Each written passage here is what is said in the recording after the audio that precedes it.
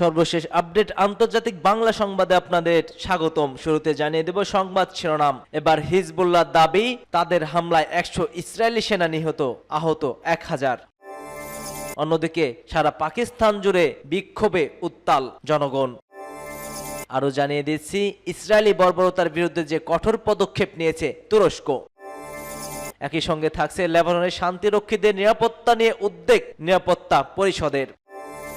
এবং সর্বশেষ থাকছে ইসরায়েলি সেনাবাহিনী গাজায় বন্দীদের মৃত্যুর দিকে ঠেলে দিচ্ছে বলে জানিয়েছেন একজন ইসরায়েলি বন্দী। এতক্ষণ শুনছিলেন সংবাদ শিরোনাম, এবার বিস্তারিত। দাবি, হিজবুল্লাহর হামলায় 100 ইসরায়েলি সেনা নিহত, আহত 1000। ইসরায়েলে 100 সৈন্য হত্যার দাবি করেছে লেবাননের প্রতিরোধ আন্দোলন হিজবুল্লাহ। তারা জানিয়েছে ইসরায়েলের একটি স্থূল হামলায় প্রতিরোধ করার সময় এসব সৈন্য নিহত হয়। 100 ইসরায়েলি সৈন্য নিহত হওয়া ছাড়াও আরো 1000 খানেক আহত হয় বলেও দাবি করেছে হিজবুল্লাহ পক্ষ। হিজবুল্লাহর গণমাধ্যমে প্রকাশিত পৃথক বিবৃতিতে প্রতিরোধ গোষ্ঠী বলেছে যে তাদের যোদ্ধারা ফিলিস্তিনের কয়েকটি অঞ্চলে বেশ কয়েকটি অভিযান চালিয়েছে। এর মধ্যে জাবাল আল আমিল অঞ্চলে আল মালিকিয়ায় গ্রাম সহ উত্তর ইসরায়েলি অধিকৃত বসতিগুলোকে লক্ষ্য করে ভারী রকেট এবং ক্ষেপণাস্ত্র হামলা চালিয়েছে তারা। হিজবুল্লাহর অপারেশনে রুমও ঘোষণা করেছে যে তাদের যোদ্ধারা খাইবার সিরিজ অফ অপারেশনের অংশ হিসেবে 70টি সফল মিশন পরিচালনা করেছে। তদরূপী প্রতিরোধ গোষ্ঠীটি বলছে তাদের ড্রোন টাইবের রিয়াস সাবডি ট্রেক্স গ্রামে একটি ইসরায়েলি সামরিক ঘাঁটিতে আঘাত করেছে। এর ফলে সরকারি বেসামরিক বাহিনী উল্লেখযোগ্য ক্ষয়ক্ষতি হয়েছে। লেবানন গোষ্ঠীটি রকেট ও ক্ষেপণাস্ত্র হামলার মাধ্যমে যথাক্রমে মাওলত, তারশিহা এবং দক্ষিণ ও উত্তর অধিকৃত ফিলিস্তিনের সাফেদ ও হাইফা শহরগুলোকে লক্ষ্যবস্তু করে। বিক্ষোভে উত্তাল পাকিস্তান। বিশ্ব নন্দিত ক্রিকেট কিংবদন্তি এবং পাকিস্তানের সাবেক প্রধানমন্ত্রী ইমরান খানের মুক্তির দাবিতে বিক্ষোভ উত্তাল সারা দেশ। বিশেষ করে মার্কিন নির্বাচনে রিপাবলিকান প্রার্থী ডোনাল্ড ট্রাম্প প্রেসিডেন্ট নির্বাচিত হওয়ার পর থেকে উত্তপ্ত হয়ে উঠেছে পাকিস্তানের রাজনৈতিক অঙ্গন। এ নিয়ে বাকবিতণ্ডায় জড়িয়েছে সে দেশের মন্ত্রী ও বিরোধী নেতারা। পাকিস্তানের দ্য ডন এবং দ্য প্রিন্ট জানিয়েছে যে ট্রাম্পের জয়লাভের পর সাবেক প্রধানমন্ত্রী ইমরান খানের দল তেহরিক ইনসাফ বা পিটিআই এর সমর্থকদের মধ্যে আশারা আলো জেগে উঠেছে। দ্য ডন দ্য প্রিন্টের উদ্ধৃত দিয়ে রাওয়ালপিন্ডি থেকে এএফপি খবর জানিয়েছে। পিটিআই নেতা সৈয়দ জুলফি বুখারী সংবাদ মাধ্যমে বলেছেন, আমি রিপাবলিকান পার্টি নবনির্বাচিত প্রেসিডেন্ট ডোনাল্ড ট্রাম্পের মেয়ে ইভাঙ্কা এবং জামাতা জ্যারেড কুশানের সঙ্গে ইমরান খানের উপর দমন নিপীড়ন নিয়ে আলোচনা করব। তিনি বলেন, ইমরানের প্রতি ট্রাম্পের সফট কর্নার রয়েছে। ট্রাম্প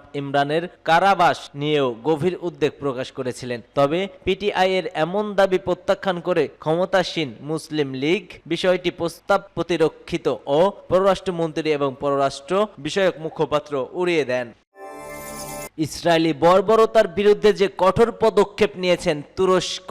দখলদার ইসরায়েলের বর্বরতার বিরুদ্ধে তুরস্ক সবচাইতে বেশি কঠোর পদক্ষেপ নিয়েছে বলে জানিয়েছে প্রেসিডেন্ট রিসেপ তাইপ এরদোয়ান। গাজায় মানবিক সংকট বৃদ্ধি পর আকাঙ্ক্ষায় ইসরায়েলের সঙ্গে সব ধরনের সম্পর্ক ছিন্ন করেছে। সৌদি আরব ও আজারবাইজান সফর শেষে ফেরার ফ্লাইটে সাংবাদিকদের একথা বলেন এরদোগান। গত মে মাসেই বাণিজ্যিক সম্পর্ক স্থগিত করা হয়েছে বলে উল্লেখ করেন তুর্কি এই প্রেসিডেন্ট। তিনি হুঁশিয়ারি দিয়ে বলেন, যতদিন অস্ত্র সরবরাহ অব্যাহত থাকবে ইসরায়েলি আরো আগ্রাসন হবে এবং ফিলিস্তিন ও লেবাননের পরিস্থিতি আরো খারাপ হবে। উল্লেখ্য, গত বছরের 7 অক্টোবর থেকে শুরু হওয়া গাজা ও দক্ষিণ লেবাননে ইসরায়েলি বর্বরতায় এ পর্যন্ত প্রায় 50,000 ফিলিস্তিনি লেবানিজ নিহত হয়েছে। আহত হয়েছে আরো 1.5 লক্ষাধিক মানুষ, যাদের মধ্যে অধিকাংশই বাচ্চা, শিশু ও নারী। এ বিষয়ে এরদোগান বলেন, ইসরায়েলের হামলা বন্ধে ফিলিস্তিনিকে রাষ্ট্র হিসেবে স্বীকৃতি দেওয়ার জন্য কাজ করা একটি গুরুত্বপূর্ণ পদক্ষেপ হতে পারে। তার মতে, রাষ্ট্র সমাধান ছাড়া এই অঞ্চলের শান্তি ও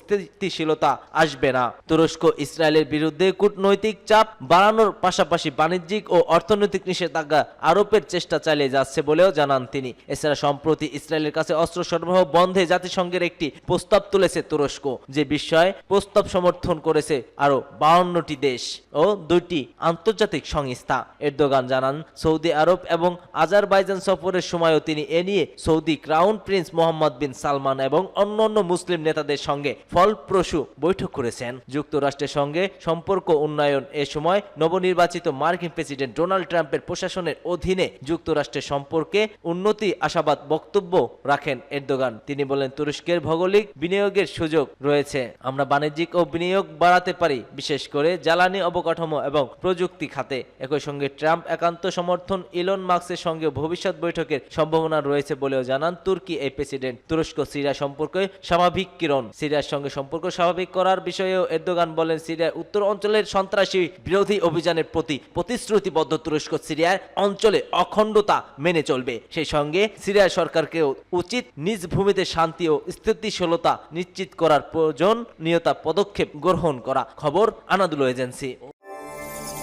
লেবাননের শান্তিরক্ষীদের নিরাপত্তা নিয়ে উদ্বেগ নিরাপত্তা পরিষদে। জাতিসংঘের নিরাপত্তা পরিষদ ইউএনএসসি লেবাননের সংঘাতে সব পক্ষকে শান্তিরক্ষীদের নিরাপত্তা ও নিরাপত্তার প্রতি সম্মান জানানোর জন্য সকল ব্যবস্থা গ্রহণ করার আহ্বান জানিয়েছে। এক বিবৃতিতে ইসরায়েলি হিজবুল্লাহর পাল্টাপাল্টি হামলার উদ্বেগে তুলে ধরে নিরাপত্তা পরিষদ প্রতিবেদনে এ খবর জানিয়েছে আল জাজিরা। হিজবুল্লাহর বিরুদ্ধে হামলায় এর আগে একাধিকবার জাতিসংঘ মিশনে শান্তিরক্ষীদের লক্ষ্যবস্তু করেছে ইসরায়েল। লেবাননে নিয়োজিত জাতিসংঘ মিশন ইউনিফল নামে পরিচিত সাম্প্রতিক সময়ে গত 29 অক্টোবর 7 এবং 8 নভেম্বর লেবাননে আক্রান্ত হয়েছে শান্তিরক্ষীরা। যদিও নিরাপত্তা পরিষদ তাদের বিবৃতিতে হামলার জন্য নির্দিষ্ট কাউকে দায়ী করেনি। নিরাপত্তা পরিষদের সদস্যরা বলছে, শান্তিরক্ষীদের কখনোই আক্রমণের লক্ষ্য করা হবে না। এছাড়া সংস্থাটি আঞ্চলিক স্থিতিশীলতা সমর্থনে জোর দিয়ে ইউনিফিলের প্রতি তাদের পূর্ণ সমর্থন ব্যক্ত করেছেন। ইউনিফিল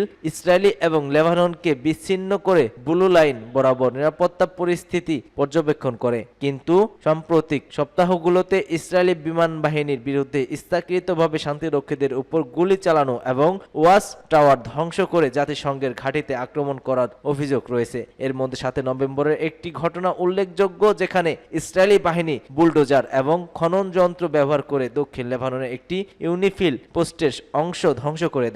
অস্ট্রেলিয়া ইতিমধ্যে জানিয়েছে, 29 অক্টোবর হিজবুল্লাহ যোদ্ধাদের চালানো রকেট হামলায় লেবাননে তাদের 8 শান্তিরক্ষী আহত হয়েছে। হিজবুল্লাহ ইসরায়েলের সঙ্গে সংঘর্ষের মাত্রা বৃদ্ধি এবং অনিশ্চয়তার কারণে দক্ষিণ লেবাননে ইউনিফিল ও লেবানিজ সেনাবাহিনীর সদস্যদের জন্য ঝুঁকি রয়েছে।